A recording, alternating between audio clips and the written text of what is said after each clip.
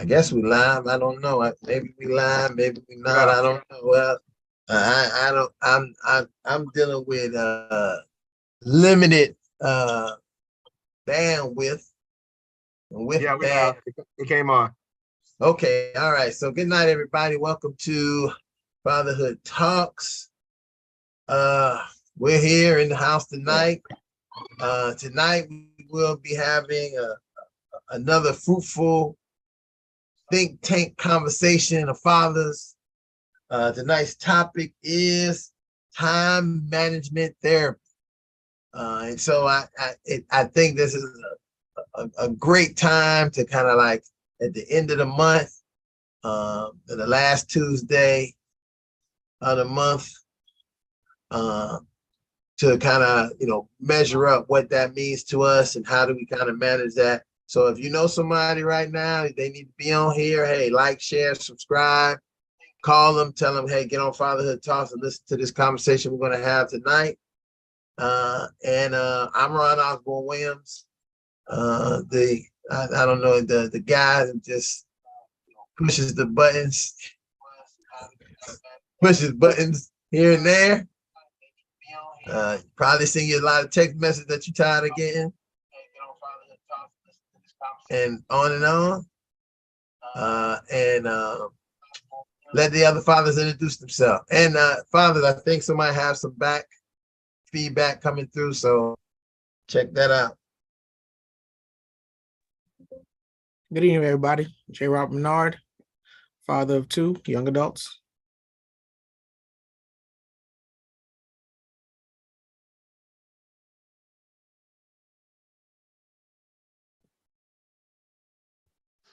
You got them for the 3 and 1 grandson.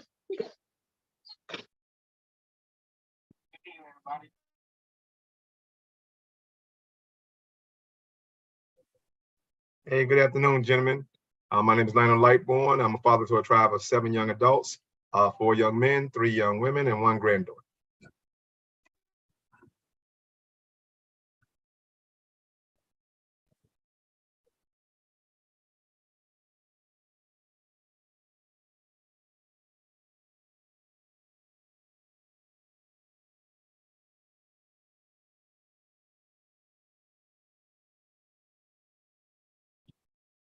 Is that anybody else?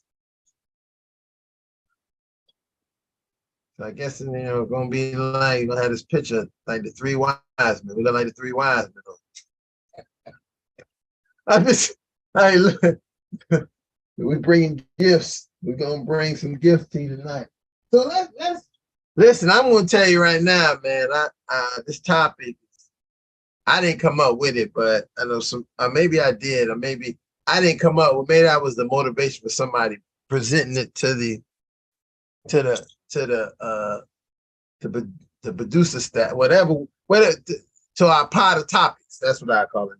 Our pot of topics. Oh, I finally got audio. Can I get in there?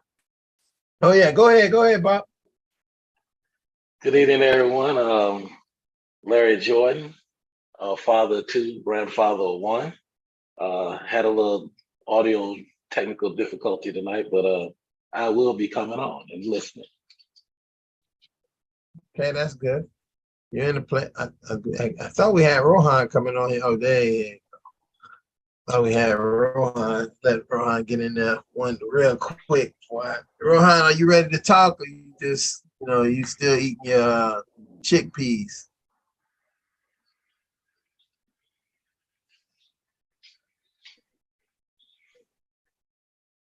You're on mute, brother.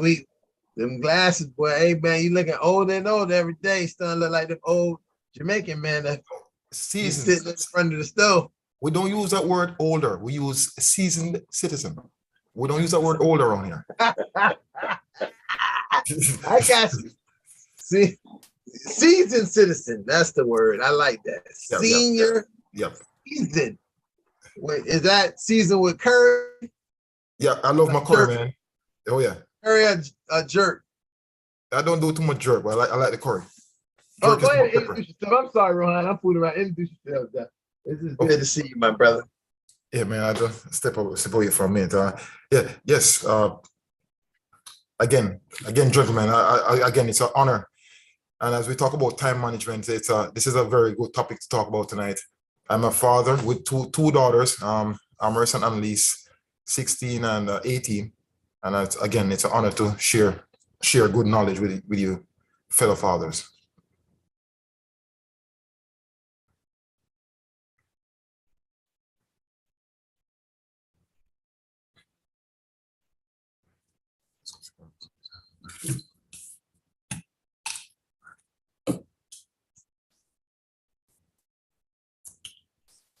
All right, so that's been everybody. So guys, question.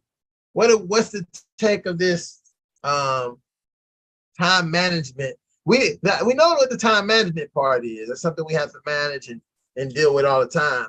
What's the deal with the time management therapy? When you add that in there, that's right in my wheelhouse. Therapy, time management. You need time to manage yourself, and you might need to go and work out how you're doing it, talk about how you're doing it. I'm always just looking how to break it down to, help me better understand. But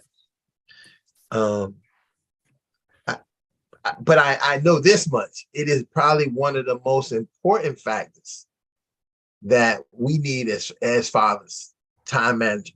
And I think that if you add the word therapy on the end of there, one of the first things I think about is that when you are trying to manage your time, it can become frustrating, it become very difficult. It can become a lot of things, and you may become a person outside of who your character is or who you may be, or what we find sometimes to be our difficulty is to express and communicate that effectively, or being able to kind of corroborate or collaborate on how to manage our time a little bit better with the people we have to manage it. Partners, children, job, workplace. This goes really good with tomorrow's topic, dads and work, because it's going to end up. Tomorrow we have our topic on our private Zoom meeting that people can join. You can kind of look at how are you managing your time and what happens when you're not able to manage your time. What do you do? And so this is a great topic for us to kind of get at. So let's get at it, guys. Let's where you at with this? I mean, I'm still on some time management right now myself. So don't let the celebration fool you. I'm still on the clock. I'm still on the papers. So I'm gonna come out, because I learned, funny thing is just the other day I learned a new word for it, which is there's a diagnosis called tidsoptimist, right? That's for someone who is habitually late because they have a poor perception of time. So it fits right into what we're talking about today. So, we're all tidsoptimists. And I think it's because when we think about time management, I think we have more time than we schedule ourselves for. And I think it's a matter of creating a priority. Everything doesn't have to be accomplished. I think it's prioritizing. And sometimes as men, we like to solve problems. And when we're solving all our problems of our day, I think we're overloading ourselves just a little bit, which gives us poor time management because we want to set ourselves for time for family, time for work, time for friends, times for all this other stuff. Yet it's rather than trying to schedule them out throughout the week, we're trying to get everything done all at one time. Yeah, I just want to jump in. Go ahead. Yeah, LJ, go ahead. I got you on that. I got you on that closing too. All right. All right. It's so funny. I was actually thinking about that time management today, and I've learned and I'm trying to learn the art of saying no, and that is so crucial because I know with my particular personality type, I'm always the type that wants to help, and when people perceive that, they will seek you out because many times if you are a helper, they are always looking for help. there's always a help wanted sign out for them, you know. I really have to, I'm trying to learn that art of just being able to say no. The second thing that because I am retired, you have to watch out for I call them the time thieves. And they will steal your time because you are retired. Now they say, well, you got time and you can do this for me and you can do that for me. Why don't you just go, can you go to the store for me? And can you pick up your grandson? And while you're out there, can you do? And they will take all of your time. So you really have to put your own demand on your own time and be able to carve some of that out and be able to say no. Travis, go ahead. All right. Hey, how y'all doing, brothers? Okay, so when we talk about time management, like I get what you were saying, brother. I'm in the same wheelhouse. Like I gotta really tell myself no. You know what I'm saying? But me being me having so many kids and having my family and stuff, when somebody asks me to do something, you know what I'm saying, and they offering to pay, my first thing is, you know what? Give me about a few minutes. I'll be right over there. Knowing doggone well, I got to go to my daughter's recital. And then from there, I got to go help my son with this. Or from there, I got to go over here to my mama's house. But to me, I have to learn how to like literally say no and like really know because time management is like really what's putting priority to the least priority. That's how I feel. That's how I see it. It's like, what's priority to you? What's important that you put first, and what's least important that you put last? And that's something I gotta learn too. I gotta learn how to, differentiate what's important, very important, and what's least important. And that's, you know what I'm saying? Like, to me, that's my biggest issue when it comes to time management. Because trust me, people tell people, and it don't just be people talk about money. She'll give me my kids, dad or daddy, I got a field trip I gotta go. Okay, when is it due? Tomorrow. Wait a minute, what happened to the paper? They'll want to give you a whole bunch of things. Now you got to go out and try to pull a rabbit out of a hat that you don't even got. So that's how I see time management is for me. I totally understand. I was listening to you guys, and since J Rob want to come up with new concepts, I'm gonna give you a new concept right now. As I listened to you guys, and I had to understand what time is, I think it's very arrogant, right? Very pompous and very prideful of men that think that they can have control over something that's greater than them. And so when we say time management, you understand, when time was here before you and time will be here after you, then maybe we ought to look at time with a lot more respect and try to put ourselves in a marriage with time as opposed to trying to manage it. Because I got about 4 or 5 funerals pending, right? 4 or 5 funerals pending.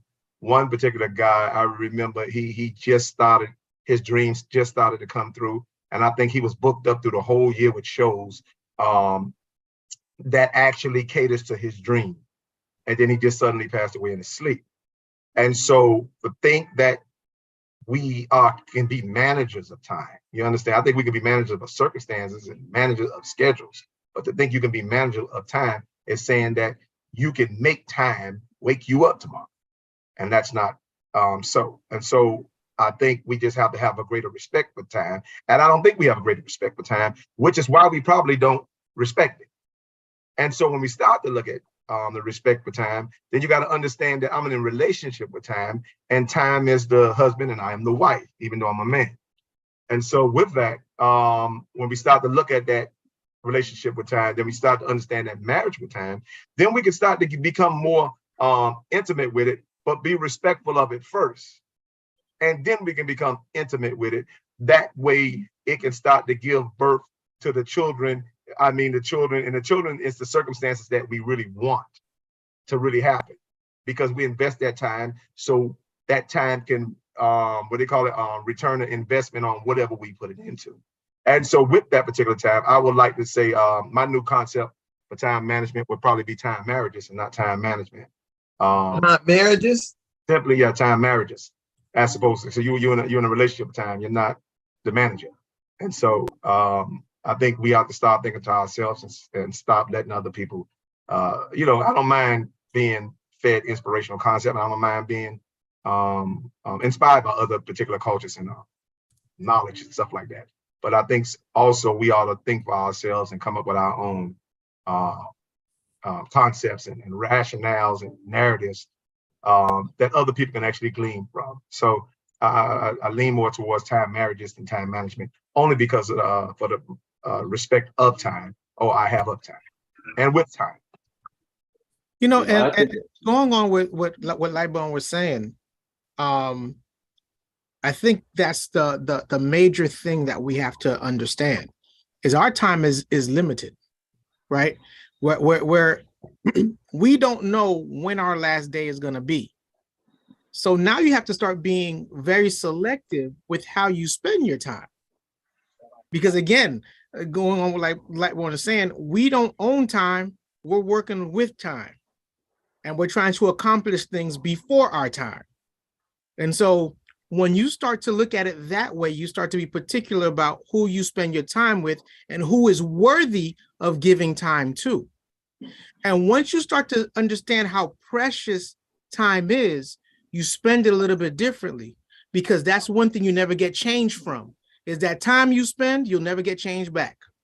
So now you guys think about how you're spending that time and who you're wasting the time on and who's actually depositing positivity with the time you're giving. Well, Gene, as you say that, and I guess that's what we do. We do this ping pong type of thing. Lionel to you and then ping pong to me, and that's on ping pong to somebody else. Just and again, I have to say this, and this is so important. This is the purpose of this kind of dialogue and this kind of discussion. And I'm getting off the topic of what I was going to say, but I have to share this. I was explaining yesterday to some people that one of the failures that we do is we don't communicate enough. And when we don't communicate enough, that means we don't develop new ideas for ourselves from what other people, like when we just talking to ourselves, only person can say the idea is good and bad is us. We just hearing ourselves, we are by nature want to be good people. So everything we say is a good idea. Even when it's wrong, it's a good idea for me to go ahead and rob this bank. I start thinking about all the good stuff. So this kind of dialogue, and if when people watch and whatever, remember having these kind of conversations is almost into this therapeutic mindset for your own safe and self sanity. Now, what I was going to say to what Gene was saying is everything also is on our own time. We don't manage the time, but quit falling into this idea. Our younger people today have a major issue with time. They want to achieve and be something sooner than they really even need to be, because they're looking at other people who may be establishing something, or this guy got this, and I'm 20. I remember listening to a young man say, "Man, I'm 28, and look at all these people." I said, "But brother, are you happy? Look at what you do got, because tomorrow you could not have any of it. Our time is on our time. It could take you 10 years to do something, right?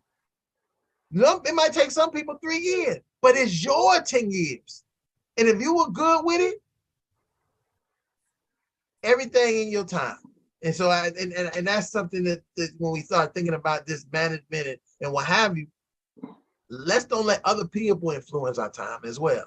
If I got to get and this is a big here I go. Yeah, I always got to come sink these things in. You may not want to have a child. You might not be ready to have that next child. It might not be on your time. Listen, I'm telling you, the number one reason that fathers have an issue with being being considered or even seeing themselves as a good father is because they didn't pick the time to have the child. And what I mean by that is not in the negative as you may think, is in the positive for fathers. When fathers make the decisions to have children, they follow through with the job. When they make listen, I didn't say they got tricked in the baby coming, non-consensual fatherhood. Oh, they was with the girl, and then she had a baby. Oh, I'm saying when the dudes say, I stick everything just on a case study that I know a brother who he met, a good friend of mine. He met a girl. She already had 2 kids, but he wanted to have his own kids, and he do everything. He is the coincidence. People say Mr. Mom. He's not no Mr. Mom. He is a quintessential parent. He's a father. He's taking on that gate. When you know what I'm saying, gatekeeping for the women. He's taking on the time to do the things that of what he wanted. When men want something, they get it. Ask the ladies. When he wants you, he gets you. But if he don't really want you and you there, whatever. So this is also what we take that in our mind about doing things on our time, because our time means that it'll be successful because it's what we want to do and how we want to do it. But see, I get what you're saying, Ron. But when I think back, how like you say, us younger generation, when I think back of the times that they always used to teach us, like, where you want to be at in 5 to 10 years, where you want to be at in 15 to 20 years. And then you look back on that, and you look back on that 5, 10 years later, and you said all these extra things that okay, my question I'm trying to get at, because I'm trying to get back to the question. The question I'm trying to get at is that I get what y'all are saying about, time is gonna be there when you was there, and time gonna be there when you leave. I get that, but then you kind of lost me when you say, you know what I'm saying, time working with you. Because when I was in school and everything else, they used to tell me, you know what I'm saying, you got to think ahead. You got to think 10 steps ahead. Where you gonna be at in the next 5 years, Travis? Where you gonna be at in the next 10 years? And when I think about it, talking about it now, I came to realize like that what really stuck me, because those are the type of goals I used to set for myself. I told myself, now I'm 36 years old. I was supposed to be in and have my business, a house, and 3 cars. Now, I did accomplish 1 out of the 3. I got my own business, but I'm still stuck without the 3 cars and the house. You know what I'm saying? I got a big family, so I'm trying to understand, like when I'm sorry, when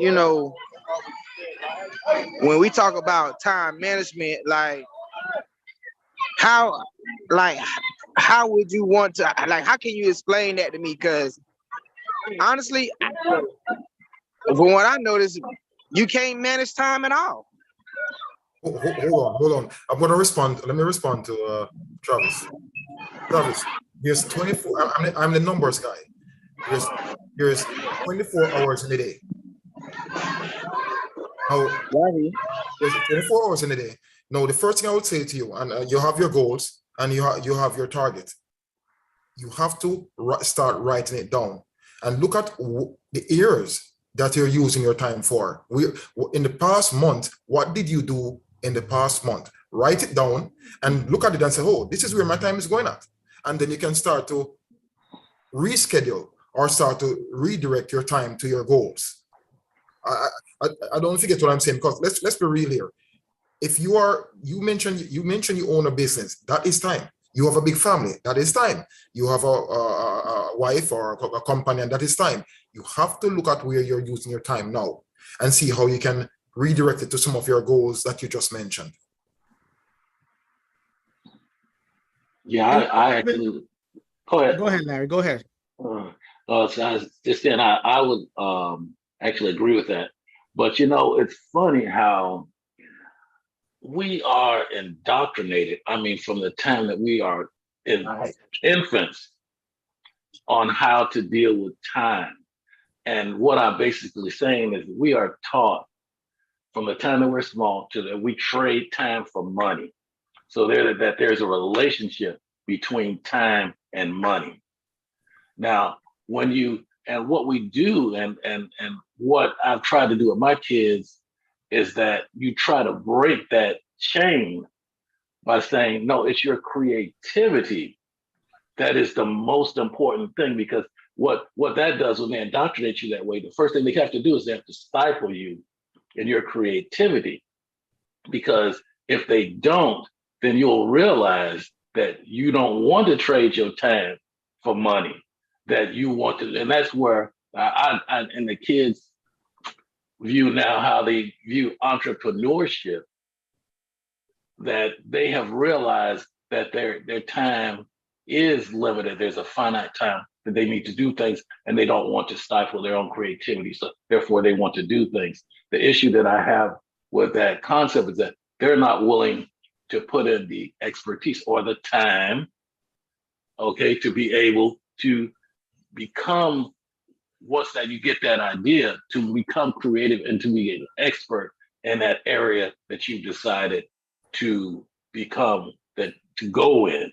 So I think a lot of times that relationship between time and money is so it's such a slave concept, you know. Okay, thank you, Larry, Go ahead. no, go. Listen, all I want to do is thank you for summing it up to what the fact is at the end of your statement. It's a mentality that we have, and when you leave this country of America and go to other countries where people look like us, that's not how they operate. They don't operate on that. They operate on the idea of what their day is, not that they got to work for somebody and the time got to be done on somebody. Because when you take that, what Larry said, that idea of the mentality of it being kind of slave driven, and somebody say, well, what does that have to do with us? We're not slaves. And what did I do with the non-black people? They're not slaves. But what happens is, you hear people say that patriarchy is very much close related to superiority.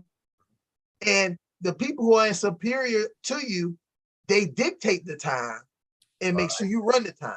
They ain't, listen, they'll wake up at 3 o'clock in the afternoon. Did somebody say, oh, they'll wake up before you? They don't wake up before you. They make sure you have to wake up and you be there. And then when you get there, then they'll roll out after they have their breakfast and you ain't ate nothing and they want you to get to work. So we have to also remember as a group of people that we sometimes hold ourselves to. And I think Lana said it earlier, marriage. Quit being you don't get to manage your time, because most of the time, if you are in any situation, somebody else is managing the time for what you have to do when you have to do it. And when that happens, to me, it's almost back in slavery. You're a slave to what everything has to happen, how it happens. So Larry, you hit it right on the head. Listen, it's so often that I hear the thing, but I didn't want to. I'm glad you brought that out at the end, because I want to remind people that when you leave America and you go over, you can just go down to Jamaica. They'll tell you that, I'll be there in a little while. You say, hey, I want to go on this boat at 8 o'clock in the morning. They say, all right, I'll see you tomorrow. You get there at 7:30. Somebody, yeah, I'm ready. That joker roll up 10 o'clock. You be like, man, you late. No, he not.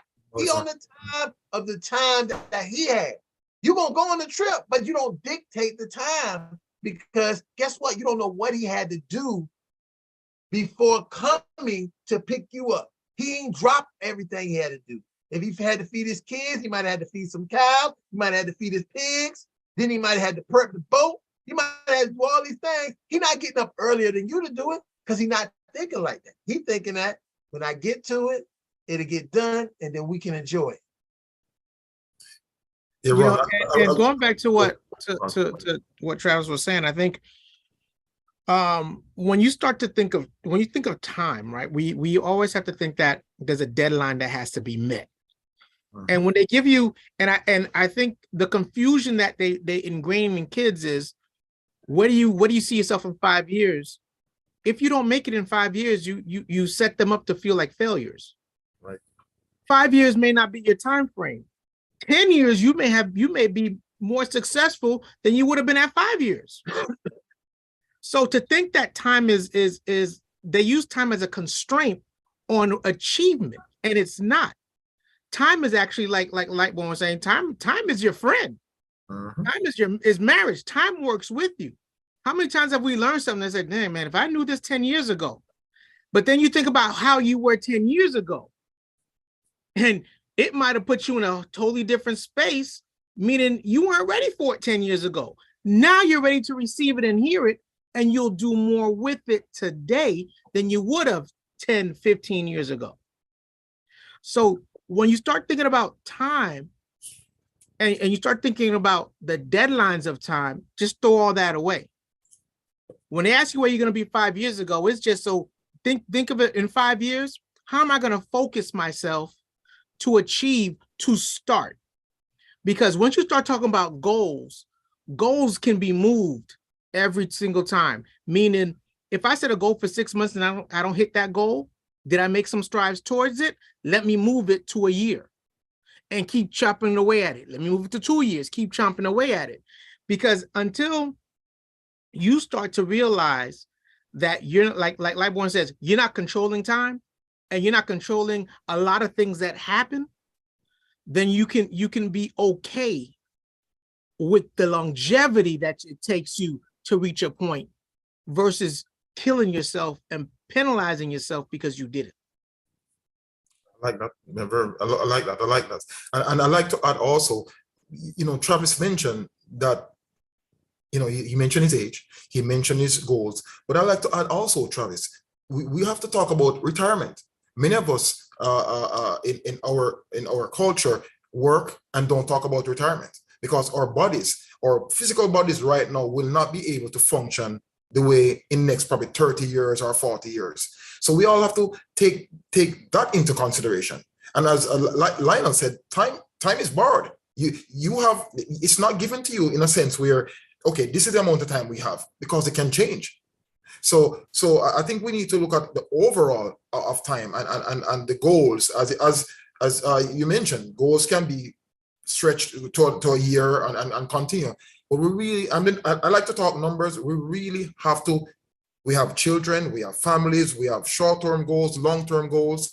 And I live in Broward County where housing is going up, insurance is going up, and what that does, while these things are being increased and you become the puppet, if that's the right word, someone is controlling your time. That is like your puppet. Someone is saying, okay, you know what, you gotta have to work harder to pay these bills.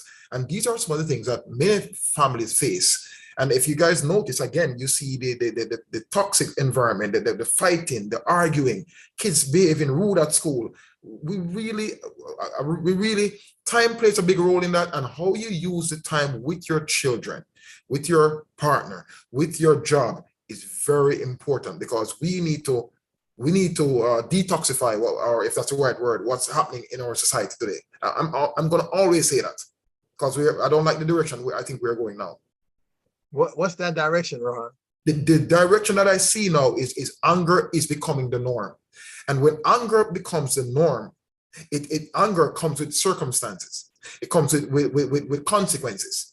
And I watch the news and I see these behaviors, and I wish I could get all these guys and some of the girls and ladies to come into our program where they could vent some of their frustration and even model more for their children.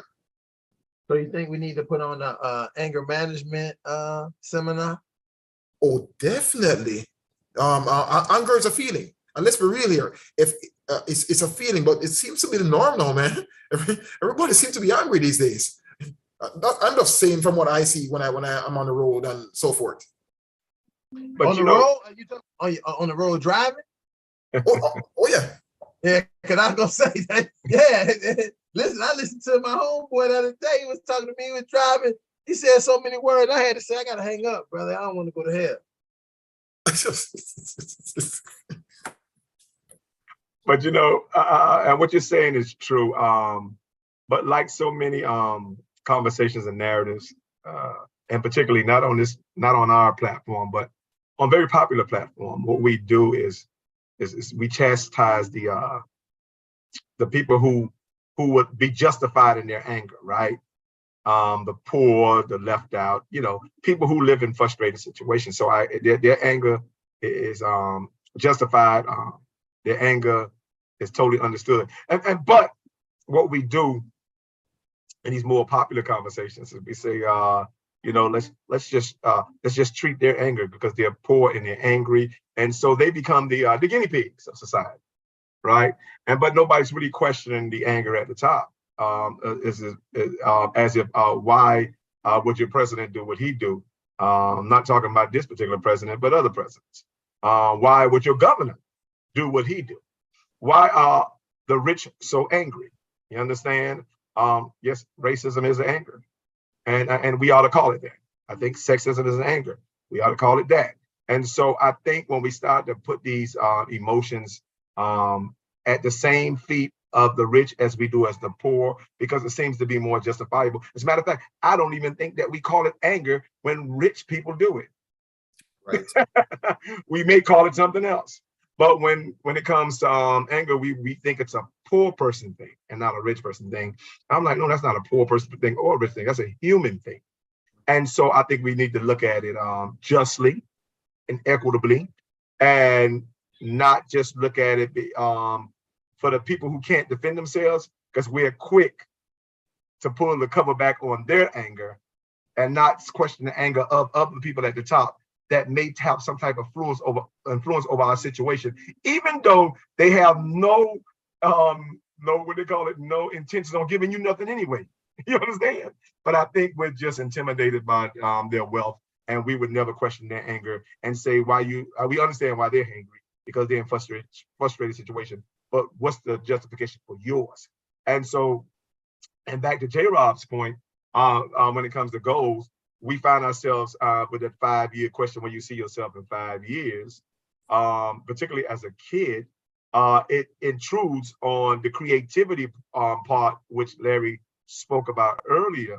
So with that intrusion, and there's a certain intimidation comes along with that. And so most kids, psychologically, most kids will try to answer that question to appease the adult who's asking it, as opposed to trying to really discover what they want to do with the rest of them. And so that question can actually, and back to Ron's point, that question can actually enslave you in a career that you ain't really, that wasn't really you, but you did it to appease people. And now you trapped in that predicament to appease people, and you spend a quarter to half of your life appeasing people with something that you didn't really want to do, but somebody asked you a question and do 25 years ago. You are 25 years later. And then the person would say, oh, it was thank for me if I had not asked you that question. I'm like, yeah, that person would have been free.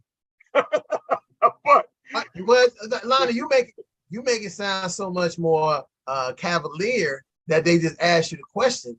You know, I think that I see people basically, especially in our community, trying to force us to go do these things, to become these things, and what have you. And my concern with that is, I think about when I see the young people and they say, oh, the 13-year-old boy or the 10-year-old boy going to college. I thought to myself, damn, he ain't gonna enjoy none of the high school stuff. He not gonna, you know, so he gonna go to college, and what he doing? He gonna immediately what he gonna do after he go to college and get a degree? He got a doctor's degree at 17. What he gonna do? He missed out on the important stuff in his life for development. Yes, he a doctor, great. My concern becomes, now he's a slave to what? What he about to be? Because he's a slave to giving up everything for this lifestyle. Everything. Now, what do we go? So he got at 17 now, we're talking about 17. He might well go commit a crime and go to jail for 20, 30 years and come back out and be set. But that's how strange it is, because what can you do for all of that time? You know, we discount our experiences and our life travels so often because we like to compare and contrast to what it could be. We don't know what it should be. It's whatever life we make it. Many people think that, oh man, you go to, and I'm using outside of here, but I'll use right in America. You go down to Mississippi and Alabama and say, man, how do people living down? And then on Friday night, when they're at the juke joint, they seem like they're having a great time. And then you talk to one of them, they be like, this is how we live. It's our life. We can't cry over not having milk. We just gotta drink water and enjoy it. With your cereal. But so, but what you're saying, Ron, it is 100% true, because now we have to start studying. As African Americans, we have to start creating and studying our own science, right? And so I'm like, what does our science look like? And why are we letting somebody else feed our own science to us, right? And so when you said that, I could think about two point of references being Michael Jackson and Gary Coleman. And so I think we, and adults, I think we unconsciously or vicariously put pressures on children, right? To be certain things. And when they achieve that excellence at such a young age, and they ready to take the reins of what you promised them. Listen what I'm saying. They're ready to take the reins of what you promised them. And then now they got to fight you for the job because you ain't ready to retire. Or you haven't accomplished the goals you thought you can, which forces you to keep the job longer than you have to, right? And so now the disappointment comes in because, man, you know what? I did everything in my childhood to appease the adults around me. I was like, you wasn't really appeasing children, because children wouldn't understand it and children wouldn't cheer you on. Children were like, that's a lot of pressure to take on as a child. So he's never gonna get the experience of childhood that he can't experience. And that's gonna show up psychologically somewhere in his adulthood, and it may show up sanely or insanely. Which means what you didn't do as a child, you may end up doing as an adult. And this is why we start to see all these different things like pedophilia, all these childish type behaviors we can't understand that adults are doing, is because they started so young, taking on an adult mantle as a child and living Say it again, Reverend. Say it again. Well, that's true. Taking on an adult mantle. And I mean, we put the pressure in our community, in our culture. Unfortunately, we do, because it's almost like we're starving. Not for success. I always used to think we starving for success. I'm like, no lie, y'all was always successful. Y'all are historically successful. Y'all don't owe America no more success than you gave it. I said, you know what you're starving for? Status. And so, and you'll sacrifice a child just to have it. And so what we'll do, we'll take this child and parade them around like some type of vicarious mule. Oh, look what we did. Look what we're accomplishing. And when that child is ready, after he made all those accomplishments, right? Now he got to fight you, right? Just to get the job.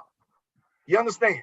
And after I start to see that type of stuff, I start to understand that we have to start understanding the psychological abuses, be it directly or indirect. And sometimes I think we do have external traumas, but we got some internal traumas that we got to deal with. And it seems to be all right as long as you are a right person that's inflicting the trauma. If you this in society, it's okay. You understand? Oh, matter of fact, you can impede or you can inflict trauma if you have the right pedigree, because you know we are called trauma when you got the right pedigree. Y'all know what we call trauma in our culture when you got the right pedigree? We call it tough love. You understand the crap that we do internally. And so that's the science that I'm on right now, probably for the rest of my life, to really start to put some common sense, some logic, some knowledge to the things that's not being said and that has not been really identified and articulated in our culture. You know, I think. Oh, go ahead. Go ahead, Larry. Go ahead. Oh no, I think it's interesting, and I love what you said there. But I just thought about another example. You know, I'm always going to the word. You know, when you said about the youth, and my example is always Jesus, and that Jesus knew he was ready at the age of 12. He was in there teaching people at the age of 12, and they would marvel about him. But just because you know it doesn't mean that you're ready. He knew he was not ready. even up to the time that he went to the wedding feast, and he was a grown man before he started his ministry, and asked him to turn water into wine. What he told his mom, my time has not yet come. He realized his time, and then it took him, but he knew at 30 it was his time. He could change the world in 3 years. But I think a lot of times what we have to do is we have to take ourselves out of that constraint. And that's really what time is. It's a constraint, and the worst part is it's a constraint that, well, only thing we know is what somebody told us when it began, but we don't know when it's going to end, but you're still locked in a box, but what would happen if you took yourself out of time and you go from time to eternity? I think a lot of the decisions that we make with our kids, with our jobs, would be different, because I know now I have all the time in the world because it just never ends. So I think that we mold it in a certain way and we put ourselves in that box, but that's like living in a commercial. You only got 1 minute. What you gonna do in this 1 minute? It's a Super Bowl.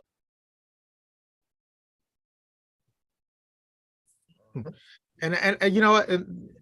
I agree. I agree with what Larry was saying, because we put ourselves in such a time constraint that it's detrimental. And I think, and going back to what you guys were talking about earlier, time is what makes you angry.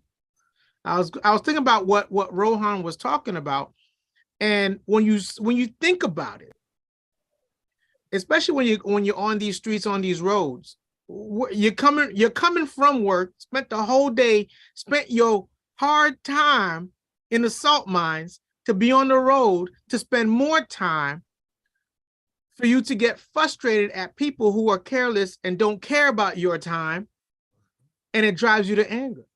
And sometimes, and not all the time, I'm not saying in every situation, I'm saying sometimes anger is based on time.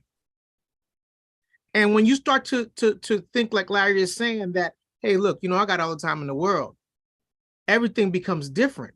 Your mind frame becomes different. Your thinking becomes different. Now, I'm not saying go on the job and start thinking you got all the time in the world, because you got deadlines. But when it comes to your personal life and the way you think about how you handle people in personal life, you have to think about, I have enough time. I have the time to do it. And it's amazing that when you start to think like that, your perception changes on how you feel and how you deal. Because once you start to sit back, you start to relax. You still prioritize the things, but you can relax, because you're like, yo, this does not need to get done right now, so I can take my time to get it done. It goes back to what Ron was saying. I remember my first trip out of the States, when I went to the island, and I'm saying, damn, man, these people are all chilling hard. No one's got nowhere to be. Just on the side, just hanging out, talking. I'm like, I know I'm on vacation, but this whole island can't be on vacation. But that's the mind frame that they have. You see what I'm saying? Where it's gonna happen, but it's gonna happen when it happens. I don't have to do it in the next 5 minutes. I have 24 hours to get it done. And so you can feel when you go to like when Ron said this, it hit home. You can feel the difference in how we in the Western society treat time versus other cultures and how they treat time. You got places like Europe who half the day is relaxation. They shut their shops down at 12. They don't come back till like 3 or 4 o'clock. Absolutely. So it's like they understand, and I'm not gonna say they have a better concept of time, but they understand that time should be spent a certain way. Gene, And they just don't run on slave time. They just don't run on the slave. Just keep it real. Capitalism in America is directly related to how the country was established through slavery. If you don't believe me, well, then don't believe me. I'm speaking what they say, critical race theory. Okay, fine. But the reality is, and we operate in the same capacity like the old slave plantations at our job, because it makes our bosses more money. Mhm. Well, Ron, well said, because, you know, as a single male, I meet women, and majority of things that they said to me, how do you do one job? What, you don't do two jobs? I'm like, no. And I'm like, how did you get to equate me to do two jobs? I'm trying to get to know you. And because most people are in some degrees either watching what you do, how do you do it, how do you survive, and they're really watching the money. You know, so we live in a society where we're chasing the carrot. You know, the carrot is in front of you. You know, I drive to work in the morning. My daughter says to me, Daddy, why you drive so slow? I said, well, look at the light. I can time that light. And all those people who fly past me and in a hurry to try and get the light's going to catch them. It's going to turn red. And I know that when it turns red, I'm going to be right beside them. So again, it's that rush. That rush that we're in, it raises your blood pressure. You got heart problems, anger, damaging your heart.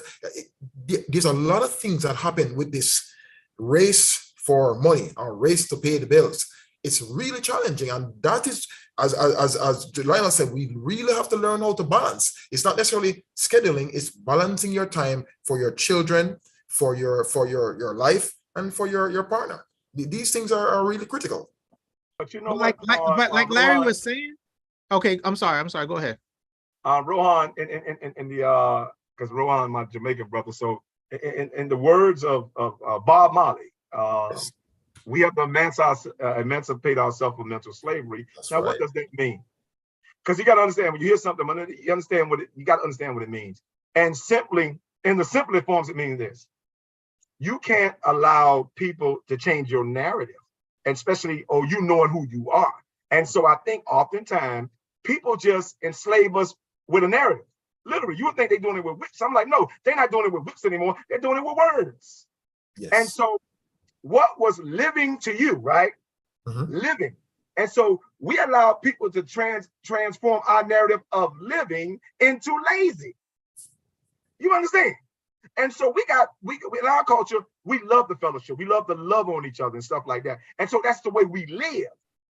Somebody ignorant has come through our community and don't understand what's going on. And we allow them to take a living narrative and change it into lazy because we're congregating with each other. And we take the time to congregate each other after we come off the plantation of these jobs as a mean of refueling, re-energizing, and re-establishing each other. And so now we take the same narrative of the ignorant back to our communities and say, and then it's an atrocity here. Another black person said, yeah, you got guy just saying hanging on the corner and never understood the science of under the tree or on the corner. And so they let somebody hijack their narrative and take their way of living and transform it into cultural laziness.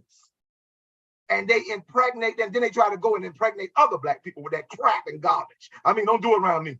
I can tell you that right now. And I don't give a damn what platform we are. Don't do it around me, because if you do it publicly, you're gonna get it exactly where you put it out. And so that's one of the different things for me when it comes to that. I'm like, no, it's time to take our, I'm like, better back, it's past time to take our narrative back. If we are truly to overcome, and this is the last day of Black History Month, but Black History 24 hours, 24 hours a day for me and everybody on here. But last day of Black History Month, you gotta understand, it's not so much that we won't overcome, it's that we will not return. And so yes, our ancestors said we will overcome. But this generation saying we will not return. And so whatever concepts, narrative, and different things you got, the thing that you're gonna set us back and we're gonna sit with that, I'm like, no. And as one of my white counterparts said, we'd rather die before dishonor. You have to understand it. And so freedom means so much to you. Talking about time. You understand? Time is the sister or the sibling of freedom. And so this is why we have to really see the science of time in so many different dimensions, as Ron has alluded to. And I want to give a shout out to Elder Thomas on here because he's being quiet, and a few other fellas on here. I'm pretty sure I just definitely want to hear from Jason and who else is on here? All the other fellas. Please jump in. Canadians, I see you on here. Don't do that. See, Lana, you say something, they start running out of here. Let me throw a curveball. Throw this curveball into what we what we saying. I'm gonna throw this curveball. You guys broke this time thing up and down. But you know, they still say that the way that kids spell love is T-I-M-E. What do we do about that when we're talking about this time management therapy and how we operate in those things? Because we as fathers, we have to find a way to manage. I won't even say manage. We have to find a way to navigate that time for our children that's beneficial to them. Because sometimes we have time with our children, it's just time. It's not L-E-E, it's just time. If you get my drift. Oh yeah, I get your drift. Go ahead, Ron. A quick one. I remember telling the judge, I stood up in front of the judge and I said, you know, all I want is to spend time with my daughters. And the judge said to me, you know what, it's very rare we hear fathers come in here and say that. And let me tell you this, children is a sacrifice. I have a CDL license, I could go drive for Walmart, make $90,000 a year, and I make way less than that. But when people ask me, I said, well, I have two daughters. So I can't make the $90,000 a year because I'm going to be away from my daughters. And with children, you're going to have to make a choice. It's just simple. And keep in mind, remember, we are parents now, but when we get older, your children become the parents. The game, it switches. So you got to put that time in with your children. I know it's tough, you know, we got to live, we got to survive, but remember, your children look up to you. They need you. They need you to teach them. They need your advice. They need your discipline. You cannot leave the children out. And too many fathers, I have to say this, are really they are in a relationship with the lady, even when they're separated, but not in a relationship with their children. And I will say this on the platform, be in a relationship with your children. That partner is not in a relationship with you anymore. Sorry to put it out there, guys, but sometimes we just got to go there. So I'm gonna go ahead and bounce what Lightborn did. You know, he used a lyric, so I'm gonna use an In Vogue lyric. Free your mind and the rest will follow. You have to free your mind from that narrative that time equals money, because that's what they put in your head. And like Ron is saying, time equals love, no matter who it is. Because Rohan made a very valid point that you have to be with your kids and have a relationship with them, but you also have a relationship with that other person that you're with, and they're going to want your time. Everybody wants a piece of your time if they feel you mean something to them, right? So time doesn't equal money, but time does equal love, because time is a resource that you can never replenish. But you then have to go back to what Larry was saying, is treat time like it's an eternity, because you have to be able to dispense it in a way that everyone feels like the time you gave them is worth more than gold. And that's the trick when it comes to dishing out your time, is that you have to make it quality, not quantity. I could spend 1 minute with you and change your life. I could spend 5 years with you and do nothing. So the time you spent, make sure that it's quality, not quantity. And that's where the love comes in. Well, I like Ron's point with the spending time with your time is how you spell love, T-I-M-E, and I can equate to that, because now that my children are adults, I said it's those times that I spent with them that I don't, not that they're not adults anymore, I can, even though they're adults, I can still see them as those children. And so I can go in and I can replay, that's the word. They got a lot of replay in the NFL and sports. So I get to do those replays. And those replay highlights time is very critical for those replay highlights, because it's how you can transition or translate love from a child to an adult. And so since I knew I had the time to hug my children and embrace them as children, they are so used to it that I can do it to them as full-fledged adult. I don't care how big they are. They don't buck, they don't push away because they're used and they're accustomed to me hugging them publicly or whatever. They're accustomed to me telling them I love you. And so, and that comes to the time when, and it takes time to bond. You're not going to have a bond with your child. Put like this, it's impossible to have a bond with your child without time. Time is the essential ingredient for bonding. Without it, there will be no bonding. Without it, there will be no relationship. And so with that, I could remember just about all of them. I'm talking about, and I got 7 of them. So I can remember each one, each intimate moment with each one just laying on my chest with their feet. You remember their feet be dangling off of you? Back then, I was a little bigger too. And so they laying on my chest, their feet dangling. We on the couch watching TV. They done fell asleep. And you know what I'm saying? And I ain't never rolled on them. Okay, I almost rolled on one of them. But but when they was on my chest and just having that particular bond, they took a nap on my chest and I took a nap as well. And I could remember, even if they decide they wanted to ship, even in my sleep and this is some science that we got to study, even in my unconscious state, if they ship and they begin to fall, I can still catch them before I even wake up. Now, I don't even know what that instinctively is about, but that instinctively, I think that is one of the wonderful things that you can own in those memories and things like this and those different nuances. You can only get with time. And so I have to often go back in those memories because now that they're adults, those are the only times, those memories are the only times I get to spend with them. I might see them all together maybe twice a year, maybe. You understand? Because they're spread out, they're adults. But those memories is what keeps me in a relationship with them. And man, thinking about them now, yes.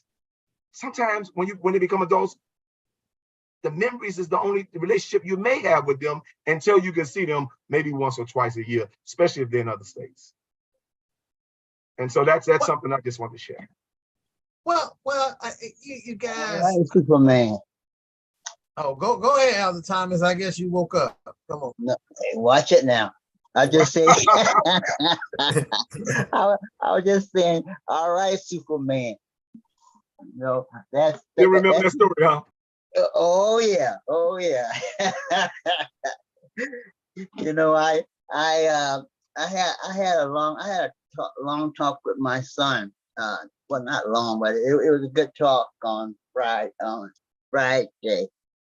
evening. He came over from Naples, and I just wanted to sit down with him and just have a father-son talk, because it was only he and I were only ones in the house at the time.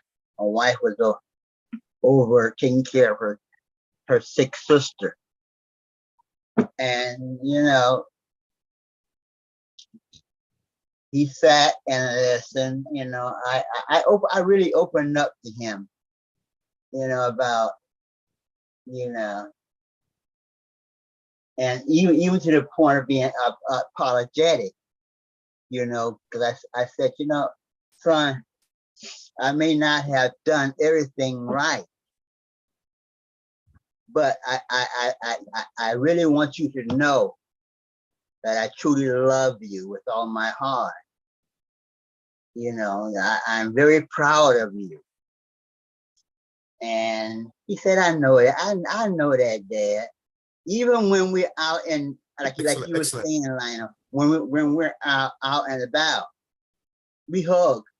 I even kiss on the cheek,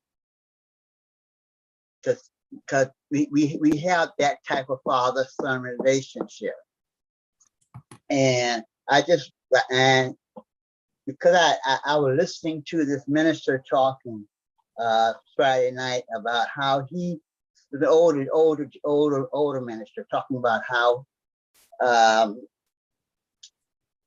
when he started out as a young minister, and he had been having problems with his son, and it brought up to him about how it was that how can you save the church and can't save the ones in your own home.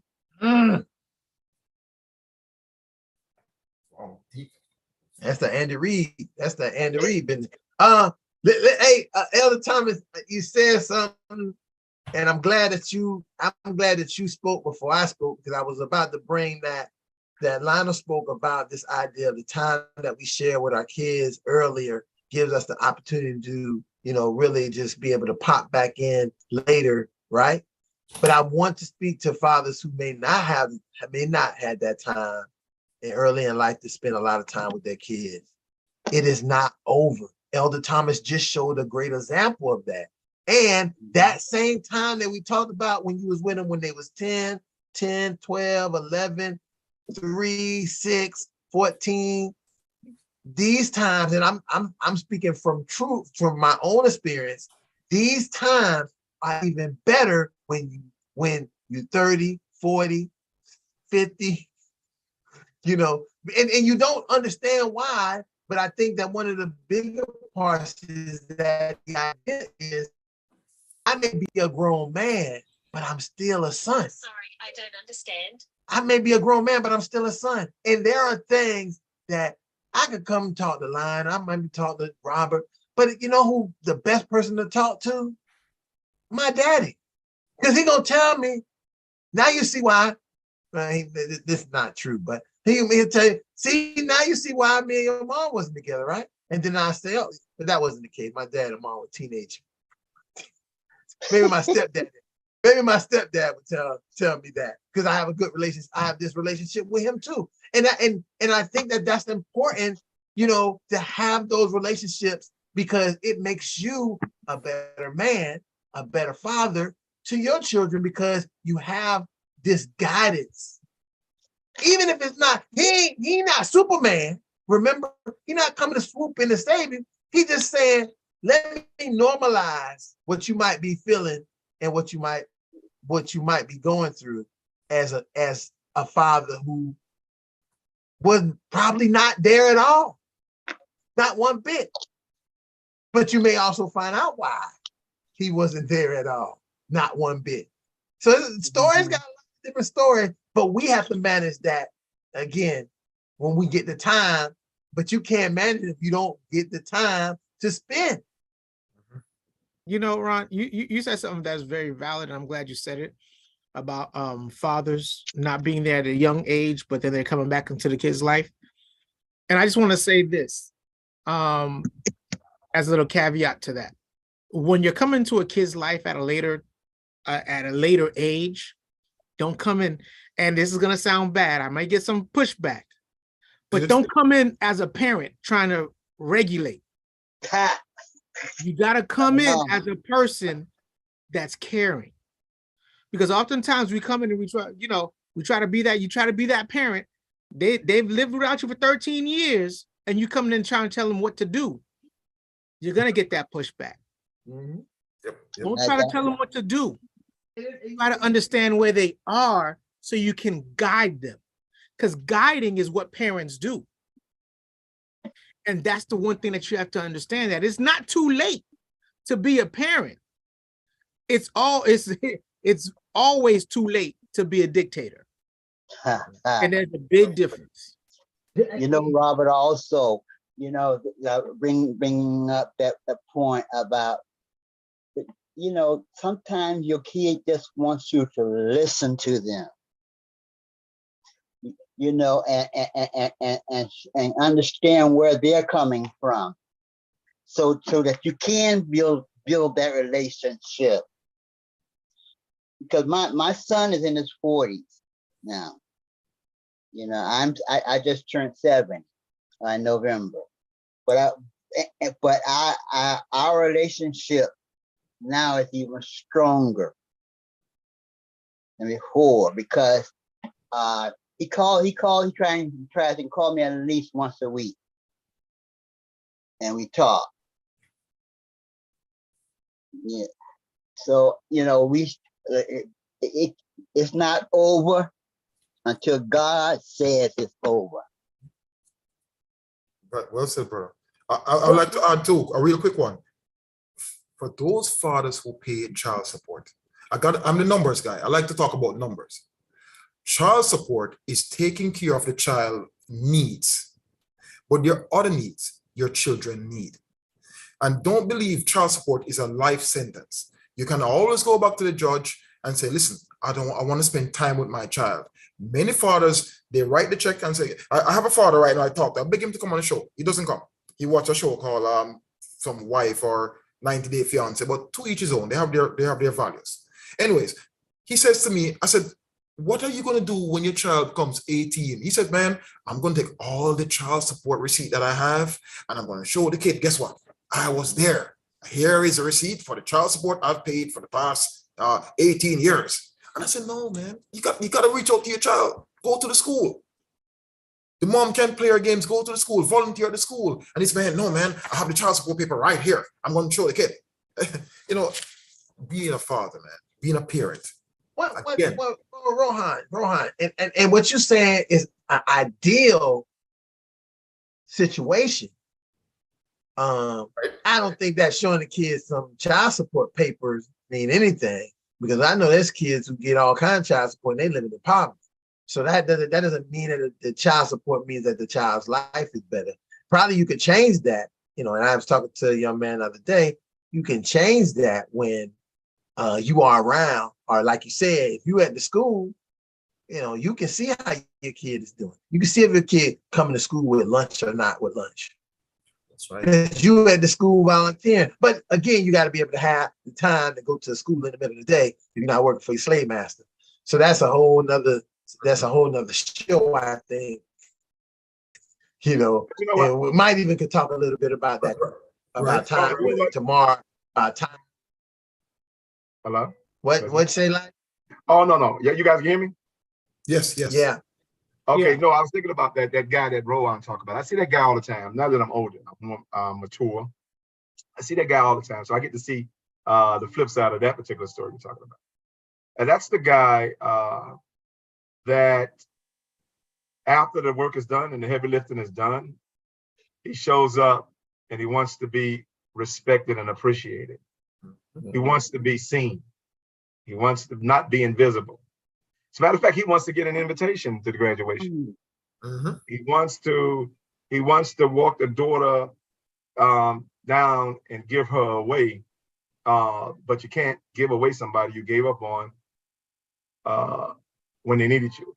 And so you haven't earned that right to give away. And I really appreciate that that video when you had the stepdad walk down. The dad walked the guy down, walked the daughter down, and then he acknowledged the stepdad, and they both walked the daughter down. And that's how I think that a relationship should be for mature grown men.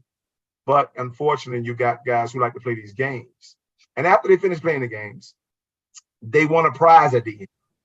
And that prize, they want to be respected. They want to be acknowledged as grown men, even though they may have acted like kids the whole time you were raising the kid. And so when the kid doesn't acknowledge them as a man and sees them for who they are, then they start to take offense to it. You understand? I see it every day. And so you got to understand, when you're going to become, I mean, whether you can be a grown man right now, but just being a grown man is going to become important to you one day. I guarantee you. It's going to be the circumference of your manhood. And when that respect don't reciprocate because you never invested in it, then that's where the greatest disappointment comes. And now you're sitting there like a stranger, right? As a stranger for people you should have known your whole life. But everybody grew up but you. Mm-hmm. And you want to be seen as something different. But people can't see you as something you never invested in or something you never became. And so you may not think it's valuable now, but I guarantee you it's going to force its value on you later. Yeah, that's right. You'll just hope you can just stick your head in the ground and just disappear. Because that's what. Also, I'm gonna tell you, Lionel just described a retirement plan, right? Where you put that money in, and you're hoping that when you go get it, it's gonna reap some reward for you. Mm-hmm. And you're treating your child like it's that retirement plan. But money, and here's the thing. When you have a kid, and I'm getting back to our topic, when you have a kid, time is what you put in that retirement plan. And once you invest enough time up in that retirement plan for that child, that's when you're going to get it back 20, 30 fold when they're ready to give it back to you. When like who said, I don't know, I can't remember who said it earlier, but when the roles reverse and the child becomes the parent. And that's what a lot of people don't understand. I think that's what the person for Rohan and what Lionel said, which was very well said. That's what they don't get. That time you put in now is what's going to give you the reward of walking them down the aisle later. That time you put in now is what's going to get you those weekly phone calls and those checkups. Yes. That time you put in now is what's going to get you to have them want you to be around and be a great grandpa. But if you're just putting the money in, you're not investing. That money doesn't invest. It's that time that invests. That's right. You know, And it's also the thing about it is this too. One of the most miserable and loneliest feeling will be when as you getting older and you're getting towards the end of your life and you look around and nobody is sitting there with you at your bedside. None of your kids are there. None of the family is there. It's just you. And you wonder, like Robert said, what did you do with your TIME? With your children as well as with your family. They're all important. So I hear that. That sounds. I hear you guys, but I just want to add the caveat in there. People may be listening is that sometimes you don't control that time as the father. I'm 100% on the idea is if you made the decision to have a certain energy, you again, we come back to this thing I said about us making our choice. If we choose to have a certain energy, be ready to get that energy back because it's going to come. But not all the time. And I think sometimes, even if you haven't gave that energy, even if you had no control over how the time with your child went, be prepared to come to your child and not talk about what went on with you and the mom, but let them know that I can't do nothing about the past. I'm here to move on with the future.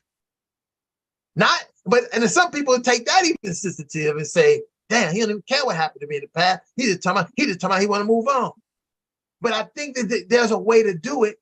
You have to, well, how do I say it? You have to fish. That's what I call it. You got to fish. A lot of y'all like to go fishing. You got to throw the bait out there and let them bite. You might have to go to the creek every day before they bite. And when they do bite, you got to be able to reel them in. You can't, there is no, like Gene said, oh, where's my retirement plan? I done paid child support 18 years. You gonna respect me. No, they don't gotta respect. Who respecting somebody they don't know? They're definitely not gonna respect you when you tell them that they got to.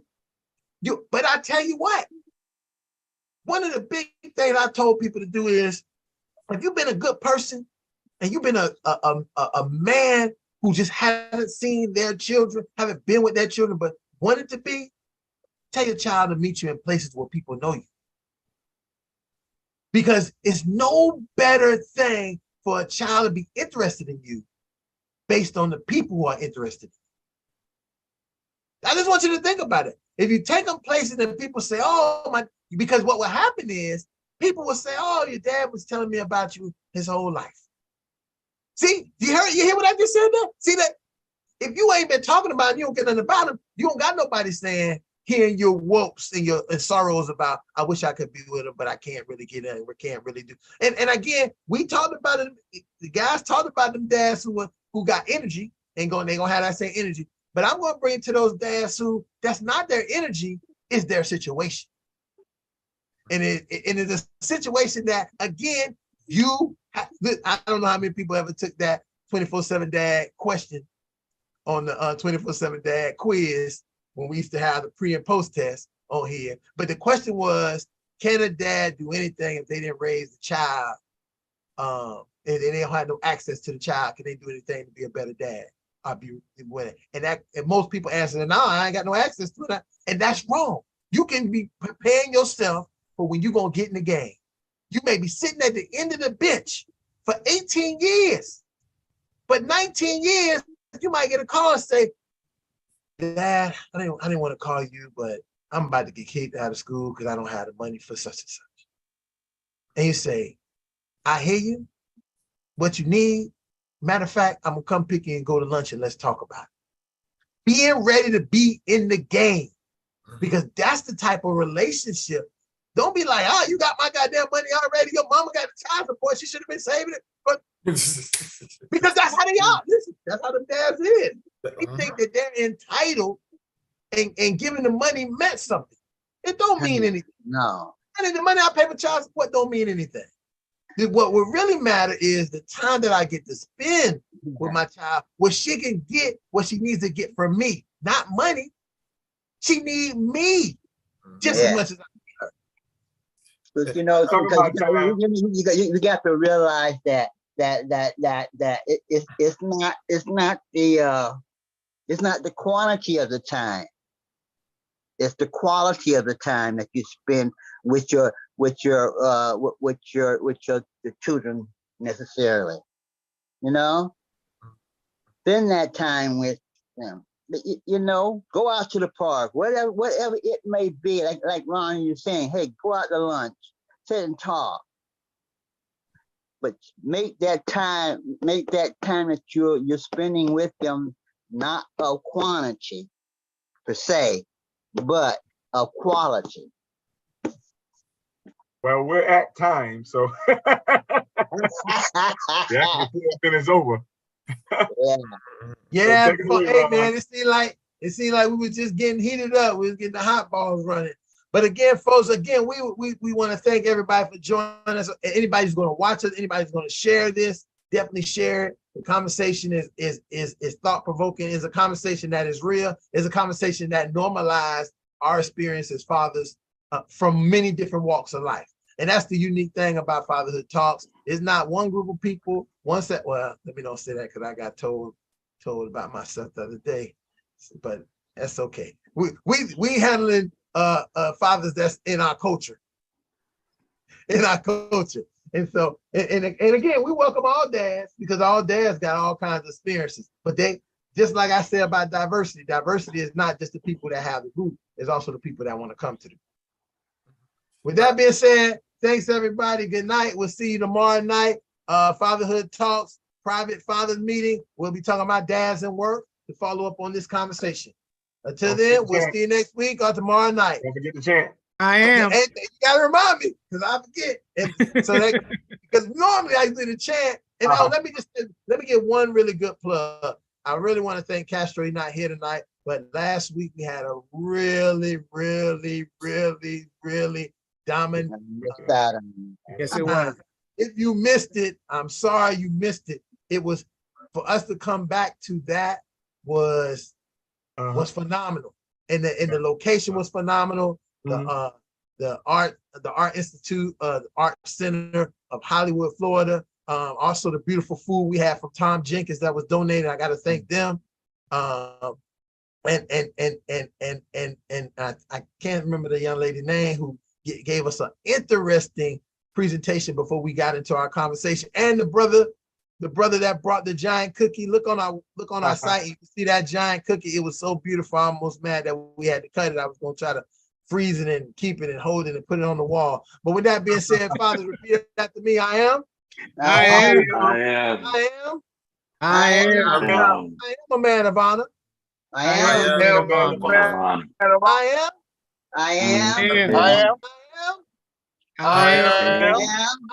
a man of courage. I am a man of courage. I am a man of respect. I am. I'm a man of respect.